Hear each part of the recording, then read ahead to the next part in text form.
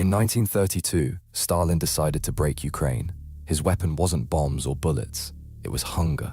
Soviet agents swept through Ukrainian villages, confiscating every grain of wheat, every seed, every scrap of food.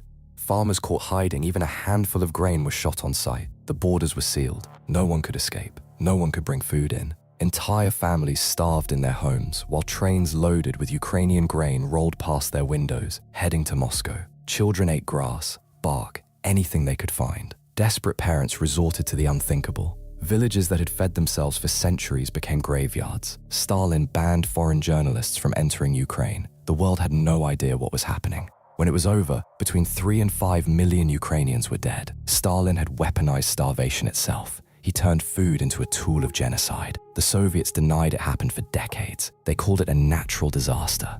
But there was nothing natural about the Holodomor. It was murder by famine. Did you know a single vision changed the fate of billions? In 312 AD, Constantine was marching toward Rome when something impossible happened. The night before the Battle of Milvian Bridge, he claimed to see a blazing cross of light stretched across the sky with words that would echo through history.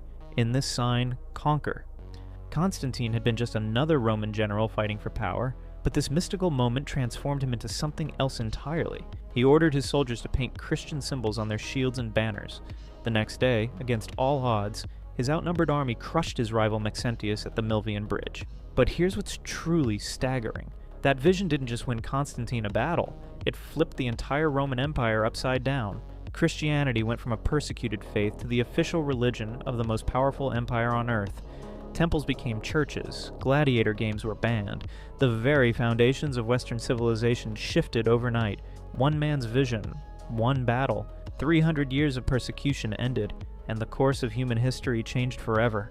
Did you know that after delivering the uranium for the atomic bomb, the US Navy left over 1,000 sailors to die in shark-infested waters?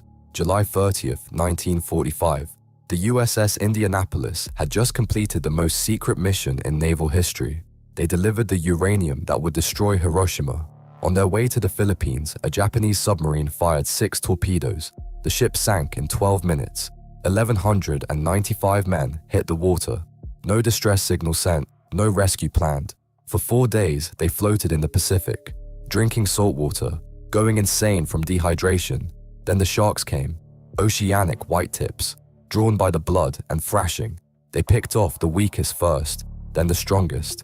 Meanwhile, the Navy didn't even notice the ship was missing. When rescue finally arrived, only 316 men were still alive. The Navy blamed Captain McVeigh for the disaster. He was court-martialed and destroyed. 23 years later, he put a gun to his head. The real cause? Navy negligence. Covered up for decades. Sometimes the greatest enemy isn't the one firing torpedoes.